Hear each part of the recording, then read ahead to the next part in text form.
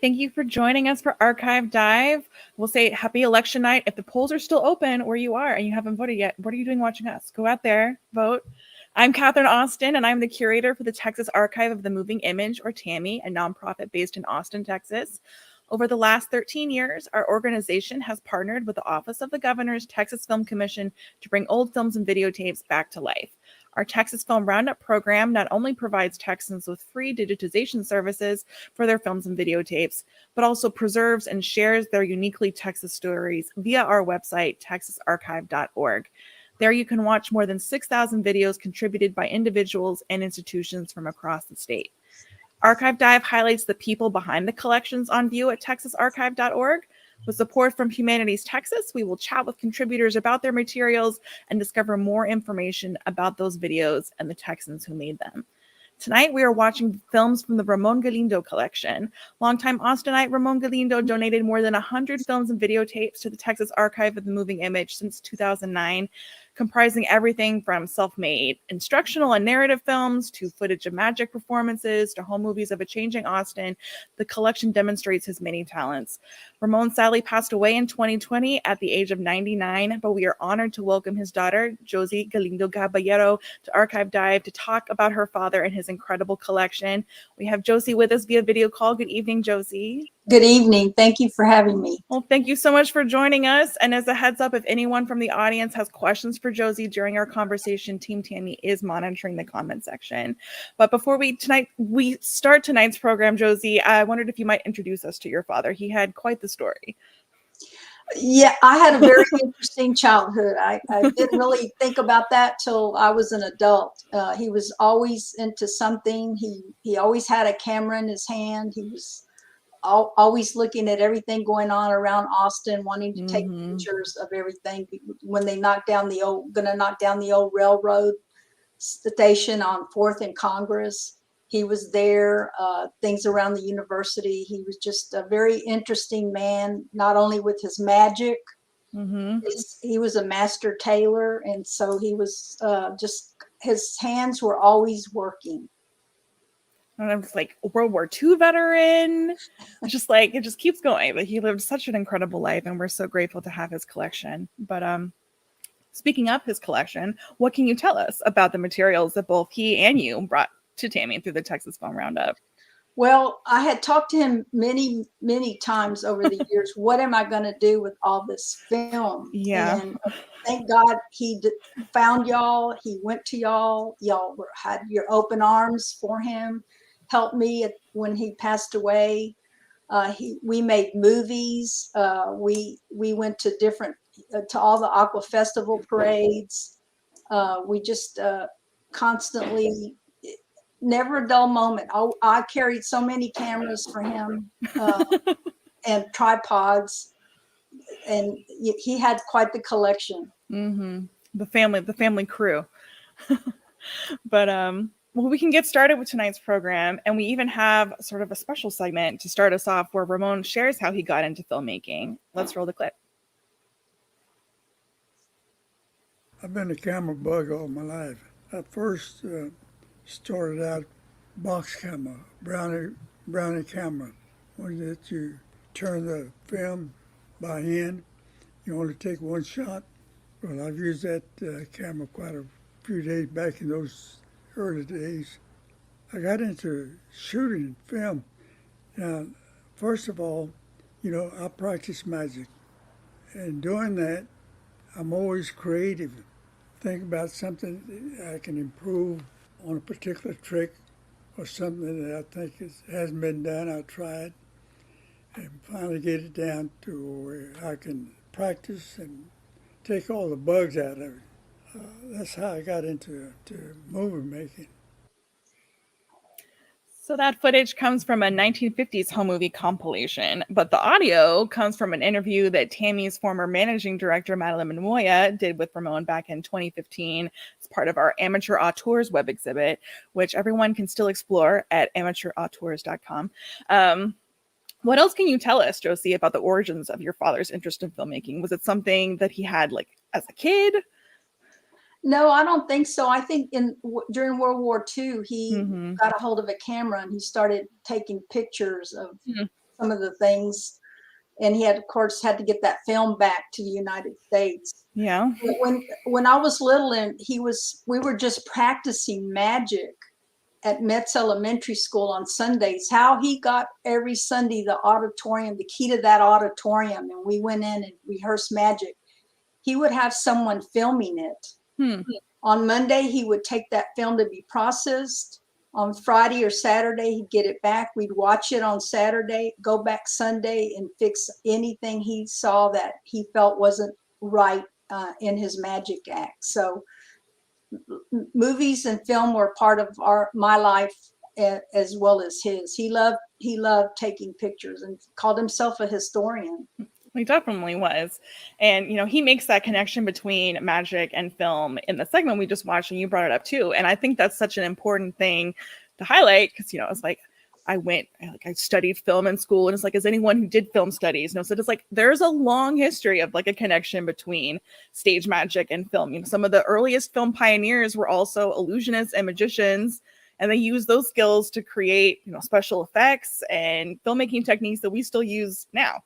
Do you think your father saw this connection between film and magic beyond just like seeing it as a way to document, or was he, that's a good question. Not only would he film himself, but a lot of his films show little letters on a blackboard coming, and it would write out directed, produced, filmed by Ramón Galindo. And I never asked him how he got those letters to move like that. I mean, this was in the 50s. He was already doing this type of stuff.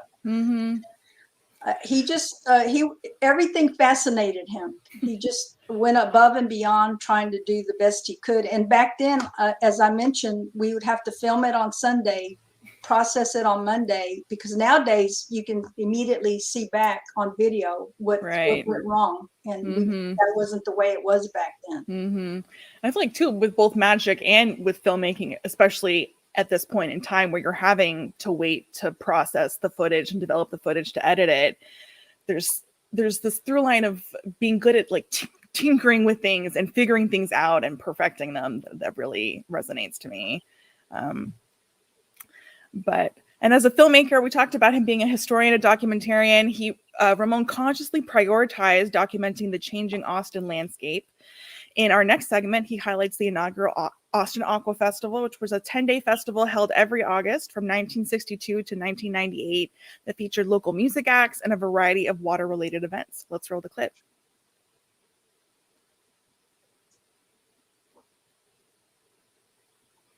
This is actually silent footage, so we can even talk over it. But it's like the floats and the bridges over Town Lake then. Right. And I think this is coming down Cesar Chavez, because we just passed the three or four story building that the fire department practices with before they turned onto Congress Avenue. And there in the background, all of a sudden you can see this Congress Bridge or the Ann Richards Bridge. And he and not only was this the parade, but when the Aqua Festival actually did the water parade, which was across the street from our house. Well, that's a great view. We could see it before everything got built on that side of Riverside Drive. Well, that's another home movie we have online is the boat parade for Austin Aqua Festival, which is fantastic. I wish that this showed the year on that sign that says Lockhart. It didn't show that year on it. But I don't think, look at that stagecoach. Isn't that awesome? I don't think the parades have changed as much with horses, and they're more, of course, nowadays they have so much more to them. But see there in the background, see, that looks like that's down the South First Bridge because there's the Congress Bridge behind it. No, that's a great insight, Josie, because I've watched so many home movies of parades, Josie. You have no idea. Going back decades, and they do, they all have very similar features. And that was one of several home movies documenting Austin Aqua Festival in your father's collection. Were there other Austin events or subjects that your father liked to capture? The rodeos. We went to one of the rodeos where we actually made a movie. I think you'll show that. Yes, we've got that coming up. It showed the old auditorium before it became the Long Center and the Mhm. actual Coliseum. And he just he even would go to San Antonio when they're going to build a Hemisphere building for the World's Fair. Every Sunday we would go there, and he would have pictures of them tearing down houses before they actually started going up. Mhm. And that's, to me, that's valuable film, but who's it valuable to?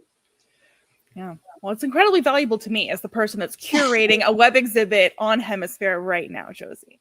So, but I also, how would you describe your father's relationship to Austin? He lived here most of his life. He came here when he was 1 year old. Wow. Yeah, he's been in the United States since he was 1, and his family lived on San Gabriel. And so Austin was everything. And my grandparents had a business here. And so he always loved Austin. I mean, he went to World War II and he came back to Austin. He never thought of moving. So he just everything was interesting to him. Everything. And sometimes you would question what's so important about that old house that they're tearing down to make the new federal building there on San Jacinto and 8th Street. But now it is important.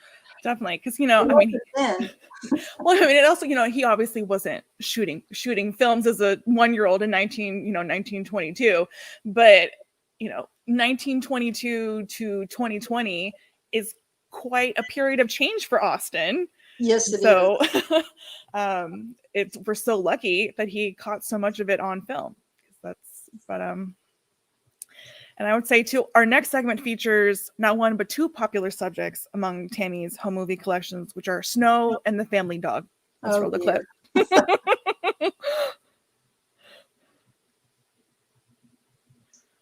But here we are on Congress Avenue, I'm assuming. And it's hard to believe there was ever this little traffic on Congress Avenue.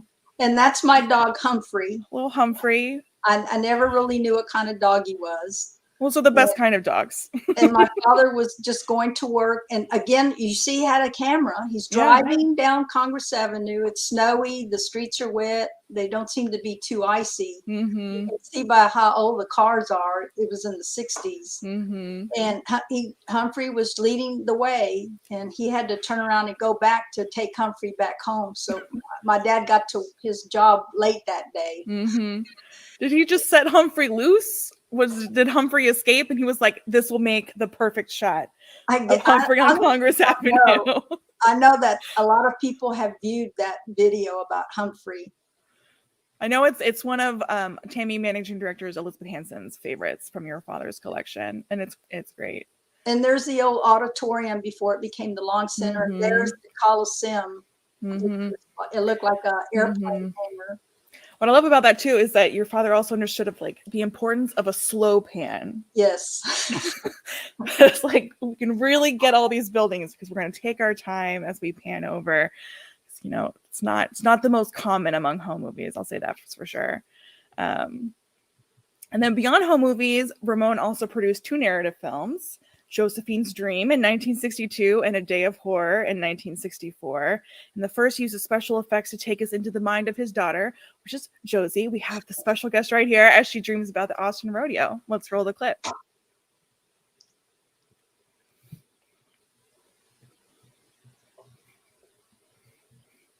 Do you remember making this film with your father? Oh, yes. And I'm reading the first Archie. And 1962, I'm 10 years old. And, your father's coming into your bedroom. He wants you to do this. You're not understanding what his dream is, what his conception on this is. And he just kept telling me to hang on, and he put that rodeo poster there, and you start seeing that I'm dreaming about going to the rodeo. And we actually did go to the rodeo at the old Coliseum behind the auditorium. Nice.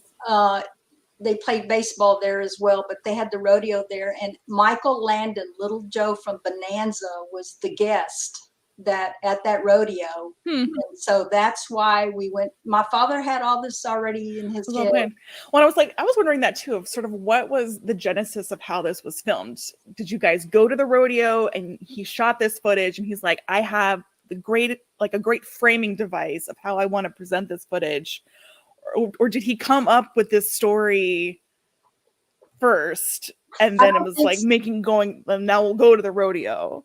I don't remember that, but I do think we went to the rodeo first, and then we shot this. And so that, like I said, that was the baseball field there, and they made it into the rodeo. And it was during the day, and Michael Landon, Little Joe, did have that green jacket on that he wears on Bonanza. I was so excited, and I'm looking at the background, way in the back. What's going on? What's the scenery in the background besides just the rodeo? You see how little developed. There's the auditorium. What a great shot of the old auditorium. And the color on those still looks so great too. And I was glad they incorporated that into the new Long Center. Well, and how did you feel about being such a regular subject for your father's films? I didn't think anything of it. I was always with him. I was always ready to go with him, take camera, even though I was hauling cameras around my neck. And sometimes I wanted to be out playing, and we had to rehearse magic. I would hear all my friends outside playing, and there was times I didn't like it, but the majority of the time I wanted to be with him, because we got into places you wouldn't dream that he could get into, because he had that camera. We got into the Shrine Circus. I can't tell you how many times in the back where all the performers were with the elephants, because they thought he was the news station coming down there. He had this camera, big old camera, and we walked in like he owned the place. Nobody ever stopped him. We would be back there with the elephants and the trapeze artists, and they were all, posing for us. And I didn't think anything of it. Yeah, that's pretty cool. I was wondering, do you know how he was screening like Josephine's Dream? Was he, showing it to people? Was it just something in your house? Did he have like music accompaniment to it? No, it was just something he did. I remember one time he had me stand on one side. This does not have to do with that movie. And then he had me stand on the next side. And when I saw the film, I was twins. And he would tell me to turn to the right and talk, and then when I was on the other side, he'd tell me to turn the other way, like we were talking. And when I saw the film, it was like there was two of me talking to each other. See, those are some of those magician filmmaker special tricks. But then you also appear on your father's second narrative film, which is A Day of Horror. Ramón tells us the story behind the film's production in our next segment. Let's roll the clip. Now, I did make one movie, it was A Day of Horror. A friend of mine, his name is Chris Crow, he's still living, and we're working at the same place, and he was always, making faces like Frankenstein, and he had a face for it. He was natural for that. And I said, say, Chris, I've seen you scare the hell out of the women here in the alteration room and everybody around here, and I sure would like to make a movie of you. He said, well, write a script. I says, you kidding? He said, no, go ahead and write the script and I'll help you. I said, I'll take you up on it. So it took me a few days to write a script, and he was a natural. No two ways about that. My daughters were small, around the neighborhood kids, they all play in the yard. So I asked him one day, I said, I have a movie I want to make. Would y'all like to help me? And it's all about this monster. I said, we're not going to get paid. We're just doing it just for the heck of it. Let's have some fun. One day, going to San Antonio, here by Kyle, Texas, between Kyle and San Marcos, on the right-hand side, there was a rest stop. Beyond that, I saw a house to the right from the road, from the highway, and I backed up and I said, that house looks terrific. And you could see the house from one angle. So I went there and I asked, I saw some fellows out there working, feeding the cows, and they were Hispanic, and I spoke Spanish to them. And I said, who owns this place? They said, it was a judge in San Marcos. He owns this property.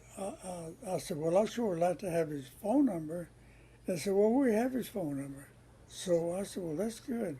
So I called the judge up and I told him what I wanted to do. I said, Judge, you don't know me, and I don't know any of you men that are working out there on the cow pasture. I have a little project I want to make, a movie. He says, and I told him about it. He said, well, I'll do it. I'll let you use the place in one condition, that you will not light up a fire. And I said, no, I don't have any business for lighting up a fire. He said, well, because that house is so dried up, it's going to burn just any time. I said, no, I promise you, no fires. He said, okay, use him. I never met the judge, but I did talk to him. He was very pleasant, and he was interested in what I was doing. So it took us 2 weekends to film that. And I got everybody to work out and cooperate. I would tell them what I want them to do. And I kept saying to myself, I wish my cameras had audio, sound. Well, at the end, when I finished, I'm glad he didn't have sound. I had to edit the audio later because too many things going on. So everything worked out just fine for shooting that movie. So that footage comes from an original 16 millimeter print, while the audio comes from that same 2015 interview we heard from earlier. What was your role in the film, Josie? Are you the victim there, or is that one of the other neighborhood children? There was three of us that weren't in that segment. We're all, including that girl that was running. Four of us were walking down the road with our fishing poles and my dog Humphrey. Nice. And we were going to go fishing. And we had to climb a fence, and we didn't realize that girl in this segment fell and got hurt. We just kept going, and we didn't realize she was missing. And so this man, the guy, was watching and picks her up. And so, and we did shoot it in 2 weekends. Wow. And I was also, you've talked about how much you were hauling gear around for your father, in addition to being in front of the camera. Were you doing other sort of like roles behind the camera? Were you, holding microphones or working the camera at all, helping in post-production at all? Not for that movie. But I will share with you that movie from 1960, what do you remember? We have it as 1964. Okay. In 2016 or 2017, my father read in the paper that the Wimberley Library was going to have a contest for home movies. Well, my father submitted that black and white.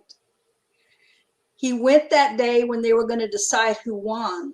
And there was a lot of stuff there that was so modern and just out of this world. And he won the top prize, and he got a standing ovation from everybody, because when they realized he was in the audience and how he shot this, and they had a lot of questions for him, and boy, he let everybody know about how he won that. He won a piñata in the shape of a movie projector, and he was so proud of that, and the certificate. Great. And it was I just couldn't believe it. We were all surprised. Well deserved. I mean, told that was even after we digitized the original copy, and then I think it was that he re-edited it, didn't he, to submit to this festival. He re-edited a lot of things over the years. Yeah, I feel like that's been, I won't say a challenge. That's been a journey for us in working with his collection. Is that there are multiple copies of some of the same films, but they are not necessarily the same movie on different formats. They could be a whole new re-edited version that he worked on. Right, because he had to shorten that 20-minute original to whatever the requirements were for that particular contest. And was your father much of a horror fan? Was this something that he had wanted to do? After he passed away, I came across where he had typed up what was going to happen, how he'd written the script. And he had little details in there about where he wanted the camera and what we needed to get. And that's cool. Little storyboards. But we've watched home movies and some narrative films, but Ramón also made instructional films highlighting his skill as a professional tailor. In this silent footage, he demonstrates alterations to fix a number of fitting problems. Let's roll the clip. And we're also going to see even more of his like, look at this like quadruple exposure. That's amazing to and me. he's very young. He starts out very young. If you were to go all the way to the end, he's got black hair, he's thin. And at the very end, when he's finally finished it, he's, 50 years older. His Oh, wow. hair is gray. It took him a long time working in segments doing this. Huh. This is Ramon's boyhood, like Richard Linklater, where he worked on it for several decades. But so, like, was it just your father's business, or was it also your mother's business? My mother took care of the books, but my father was the master tailor, and my mother had another job with bookkeeping somewhere else. But do you know when did they open the business? Do you know? 1966. Wow. Ace Custom Tailors. My father had already been a tailor at Mary Schaefer Brown for 17 years. Oh, wow. And worked on the side, and at night he would come home. Again, he always had found time. He would read books and teach himself with a sewing machine. He wanted to become a master tailor, which he did become. And looking at all those pressing machines and using the needles on the sewing machines, he never once hurt his hands. Oh, wow. And all the magic he did. And when I iron, I've burnt myself. Yeah. So I think he was very lucky, very cautious. He just his hands were everything. They were part of his trade and part of his hobbies too. They're very important to what he wanted to do. I can understand that. And then so he started the business in 1966. And then how long was it in operation? If I remember correctly, he sold it in 92. Okay. So I think we have it that he retired in 91, which is amazing. So he sold the business. There's still a Ace Custom Tailors, but owned by someone else. Do you know what part of Austin it's in? They had several substations. Okay. They had one when there was a Highland Mall, and one out on, I believe, on 12th and Lamar at House Park. I think they had one at Barton Creek. So, and then I'm also told that Custom Ace Tailors boasted quite the impressive client list, including then Senator LBJ and the University of Texas cheerleading squad. Is that true? That's true. And also Governor Conley. Wow. I remember I worked at my dad's tailor shop, and I remember Governor Conley coming in, and he wanted a beautiful pink, strawberry pink ice cream blazer. Beautiful. And it was just gorgeous. And I wanted to be there when he came in for the last fitting. And I missed every time he came in for my father to adjust it. And the last time he came in to pick it up, when he finally sent someone to pick it up, he didn't come himself, and I was there. And I was kind of, but. I mean, the strawberry blazer sounds even more exciting, frankly. And Bob Bullock was another big customer of my dad's. And Dean in the comments is saying Stevie Ray Vaughan was another yes, client. Stevie and Jimmy. Jimmy Vaughan would, after my father closed the tailor shop, Jimmy Vaughan would call my dad at the house and say, "Can I come? Will you fix some pants for me?" And my father would do that for Jimmy. So, of course. But and then, do you know how your father? So he was working on this instructional film then for quite some time. Did he distribute it at all, or was it just for his own sort of like record of his skill? I think he felt like it would be useful for other people, but I don't think that there was really a market for it. It's a dying art. There are a lot of dying arts out there, and master tailor is really one of them. Definitely. So then, I feel like then too, I understand why, him screening at that festival, A Day of Horror, meant so much to him, because it might have been one of the few times where he got to screen one of his films with an audience beyond just his family and friends, and got to see, a real reaction to it. If he sort of kept it all sort of in the circle. Well, we've gotten to see several sides of Ramón tonight, but I thought we would end where we began, with his passion for magic. Ramón was a prominent figure in the world of magic, with the Texas Association of Magicians recognizing him in 2009 as its most distinguished member for his efforts to document the community's magical achievements on film, a project he pursued for more than 70 years. Our final segment captures his stage show at a 1973 convention in Paris, France. Let's roll the clip.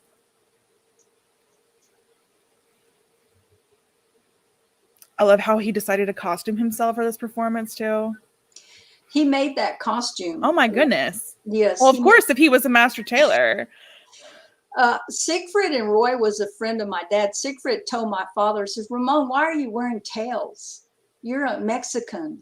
You need to be wearing something that represents your country. Mm-hmm. So my father told me he thought about it for a year. How was he going? He could make it, but how was he going to do it so that he could use it for magic? Right. Oh my goodness. Yeah, I never thought about that. And so he thought about it for a year. He finally decided that it could be done, and he made that beautiful white costume, which I still have. And then he made a second blue one also. And so I was very proud of that costume. It's just beautiful. It is beautiful. And we sort of talked a little bit about how your father got into filmmaking. But do you know how he got into stage magic? When he was little, he saw his father, my grandfather, do a little magic trick on my grandmother with a little mouse that you could pump the little cord and that would make the mouse jump. Mm-hmm. And my grandmother was very upset with my grandfather about that it was voodoo. My grandfather would say, no, it's just magic. And from that point, my father said he got very interested in magic. And in the 40s, he met Herman Yeager, who had a drugstore on Red River.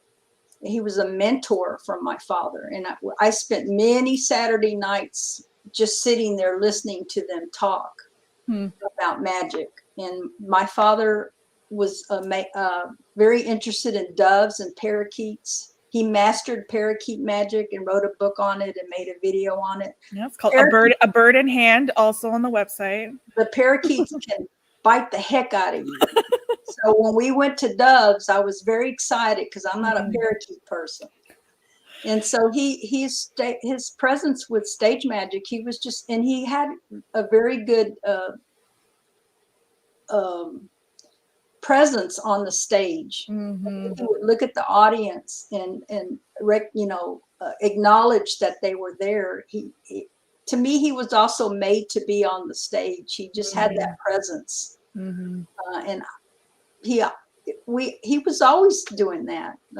And everybody came to my birthday parties, and I never really thought about it till I got older. Well, I had a magician at all my birthday parties. So. For real, yeah.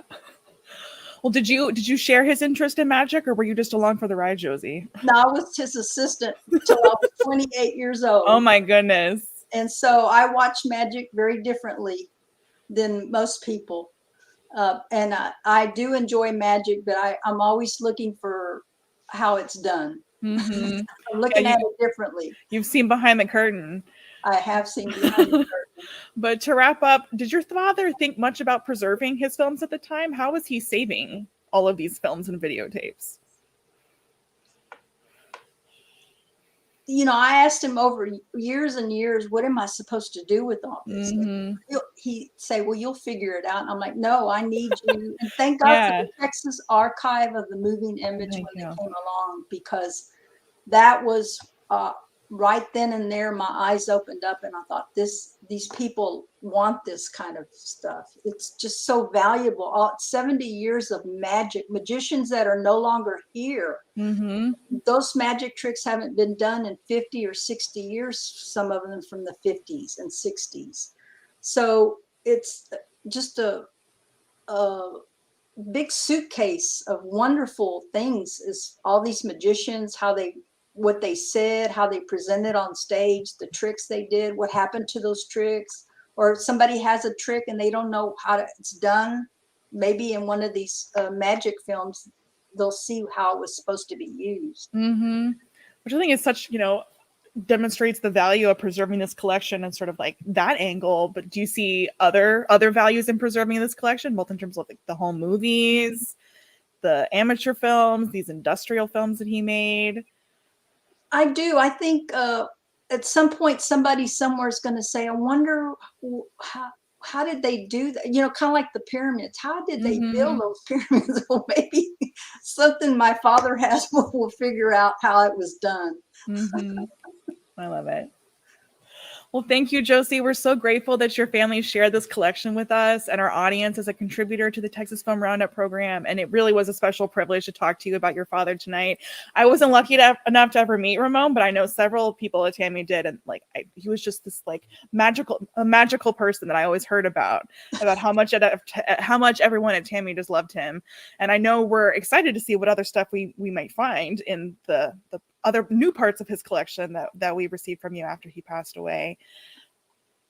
And if you enjoy learning about these films, please consider sending TAMI a tip. We take donations via texasarchive.org/support-us, or you can text Texas Archive to 44321.